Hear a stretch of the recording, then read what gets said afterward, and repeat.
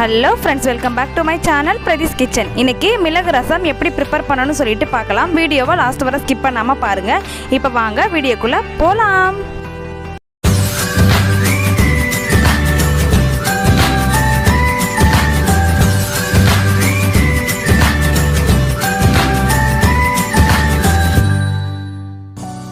Hi friends, இன்றைக்கி மிளகு ரசம் எப்படி ப்ரிப்பேர் பண்ணணும்னு சொல்லிட்டு தான் பார்க்க போகிறோம் இந்த வீடியோவில். அதுக்கு தேவையான பொருட்கள் எல்லாமே நம்ம எடுத்து வச்சுக்கலாம். இப்போ வாங்க எப்படி நான் செய்கிறேன்னு சொல்லிட்டு உங்களோட ஷேர் பண்ணிக்கிறேன். இதுக்கு ஃபஸ்ட்டு புளியை வந்துட்டு நல்லா ஒரு 15 நிமிஷத்துக்கிட்ட ஊற வச்சு எடுத்துக்கலாம். நான் இன்றைக்கி பார்த்தீங்கன்னா புளியை வந்துட்டு அரிசி களைஞ்ச தண்ணியில் தான் எப்போயுமே ரசம் வைக்கிறப்ப ஊற வைப்போம். ரசமாகட்டும் புளிக்குழம்பாகட்டும் இந்த மாதிரி அரிசி களைஞ்ச தண்ணியில் நம்ம புளியை ஊற வச்சு செஞ்சோம் அப்படின்னா இன்னுமே டேஸ்ட்டாக இருக்கும். இது வந்துட்டு சில பேருக்கு தெரிஞ்சிருக்கும், தெரியாதவங்களுக்காக சொல்கிறேன். இனிமேல் நீங்கள் ரசம் வைக்கிறப்ப இந்த மெத்தடை நீங்கள் ஃபாலோ பண்ணி பாருங்கள், ரசம் இன்னும் டேஸ்ட்டாக இருக்கும். இது கூடவே ஒரு 2 தக்காளியை நம்ம கையிலே நல்லா பிசைஞ்சு எடுத்துக்க போகிறோம். பாருங்கள், இந்த அளவுக்கு நல்லா பிசைஞ்சு எடுத்துக்கலாம். இது கூடவே கொஞ்சமாக மஞ்சத்தூள் சேர்த்துக்கலாம். மஞ்சத்தூள், பெருங்காயம் ரெண்டையுமே சேர்த்துட்டு எல்லாத்தையும் ஒருக்கா நல்லா மிக்ஸ் பண்ணி விட்டுக்கோங்க. ஆல்ரெடி வதக்கி ரசம் பண்ணுறது எப்படின்னு ஒரு வீடியோ போட்டிருக்கேன். வீடியோட லிங்க் பார்த்தீங்கன்னா டெஸ்கிரிப்ஷனில் இருக்குது, தேவைப்படுறவங்க செக் பண்ணி பார்த்துக்கோங்க. இப்போ ரசத்துக்கு தேவையான அளவுக்கு உப்பை சேர்த்துட்டு எல்லாத்தையும் ஒருக்கா நல்லா மிக்ஸ் பண்ணி விட்டுக்கோங்க. உப்பு காரம் எல்லாமே கரெக்டாக இருக்குன்னு செக் பண்ணி பார்த்துக்கோங்க. இப்போ இது கூடவே கொஞ்சமாக கொத்தமல்லியும் கருவேப்பிலையும் சேர்த்துக்கலாம்.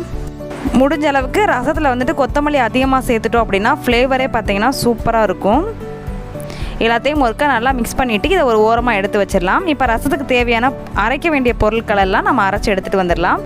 மிக்ஸி ஜாரில் பார்த்தீங்கன்னா 1 டேபிள் ஸ்பூன் அளவுக்கு மிளகும் 1 டேபிள் ஸ்பூன் அளவுக்கு சீரகம் எடுத்துருக்கேன். ஈக்குவல் குவான்டிட்டியில் கூட எடுத்துக்கோங்க. மிளகு ரசம்ன்றனால மிளகு கொஞ்சம் எக்ஸ்ட்ரா எடுத்துக்கலாம். இது கூடவே ஒரு 20 பல்லு பூண்டு எடுத்திருக்கேன்.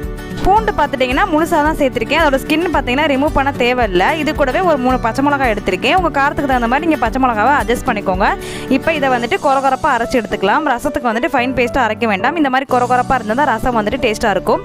இப்போ ரசத்தை தாளித்து விட்டுடலாம். இதுக்கு ஒரு கடாயை அடுப்பில் வச்சுட்டு தேவையான அளவுக்கு கடலை எண்ணெய் சேர்த்துருக்கேன். எண்ணெய் நல்லா காஞ்சதுக்கப்புறம் நம்ம இது கூடவே கொஞ்சமாக கடுகு சேர்த்துக்க போகிறோம். கடுகு நல்லா வடித்ததும் ஒரு 2 வரமிளகாய் எடுத்திருக்கேன். அதை வந்துட்டு கிள்ளி இது கூட ஆட் பண்ணிக்கலாம். ஆல்ரெடி பார்த்தீங்கன்னா பச்சை மிளகா சேர்த்துருக்கோம். வரமிளகாவை நீங்கள் பார்த்து அட்ஜஸ்ட் பண்ணிக்கோங்க. இது கூடவே ஒரு கொத்து கருவேப்பிலையும் ஆட் பண்ணி இது நல்லா பொரியிற வரைக்கும் வெயிட் பண்ணலாம்.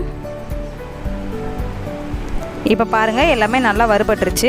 இப்போ நம்ம இடித்து வச்சுருந்த மிளகு, சீரகம், பச்சை மிளகா, பூண்டு இது எல்லாத்தையும் சேர்த்துட்டு ஒரு நல்லா மிக்ஸ் பண்ணி விட்டுடலாம். இது பார்த்தீங்கன்னா எண்ணெயிலே கொஞ்சம் நேரம் நல்லா வதங்குற வரைக்கும் இருக்கட்டும்.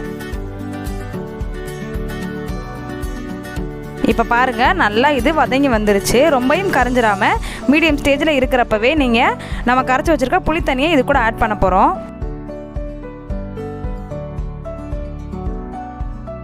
அடுப்பு பார்த்தீங்கன்னா சிம்லேயே வச்சுக்கோங்க, ஹையில் வச்சிடாதீங்க. ஏன்னா டக்குன்னு வந்துட்டு கொதிச்சிரும். ஸோ சிம்லேயே வச்சுட்டு நீங்கள் ரசத்தை ப்ரிப்பேர் பண்ணிக்கலாம். இப்போ ரசத்துக்கு தேவையான அளவுக்கு தண்ணி சேர்த்துக்கோங்க. இப்போது லாஸ்ட்டாக பார்த்தீங்கன்னா கொத்தமல்லி தழை தூவிக்கலாம். ரசத்தில் வந்துட்டு மோஸ்ட்லி நிறைய கொத்தமல்லி தழை சேர்ப்பாங்க. அப்போ தான் ரசத்தோட ஃப்ளேவர் பார்த்திங்கன்னா சூப்பராக இருக்கும். அவ்வளோதான், ரசம் ரெடி ஆயிடுச்சு. லைட்டாக நுர கட்டினதும் நம்ம இறக்கி சர்வ் பண்ணலாம். இந்த வீடியோ உங்களுக்கு பிடிச்சிருக்கும் நான் நம்புறேன். இதை கண்டிப்பாக நீங்கள் வீட்டில் ட்ரை பண்ணி பாருங்கள். ட்ரை பண்ணி பார்த்துட்டு எப்படி இருந்துச்சு உங்கள் ஃபீட்பேக்கை மறக்காமல் கமெண்ட் செக்ஷனில் ஷேர் பண்ணுங்கள். நம்ம சேனலை நீங்கள் இன்னும் சப்ஸ்கிரைப் பண்ணலைன்னா சப்ஸ்கிரைப் பண்ணிக்கோங்க. கூடவே பக்கத்தில் இருக்க பெல் ஐக்கானையும் கிளிக் பண்ணிக்கோங்க. அப்போ தான் நான் போடுற வீடியோ எல்லாமே நோட்டிஃபிகேஷனில் வரும். நீங்களும் வீடியோவை மிஸ் பண்ணாமல் பார்ப்பீங்க. அடுத்து ஒரு சூப்பரான ரெசிபியோட நான் உங்களை மீட் பண்ணுறேன். அது வரைக்கும் பாய்.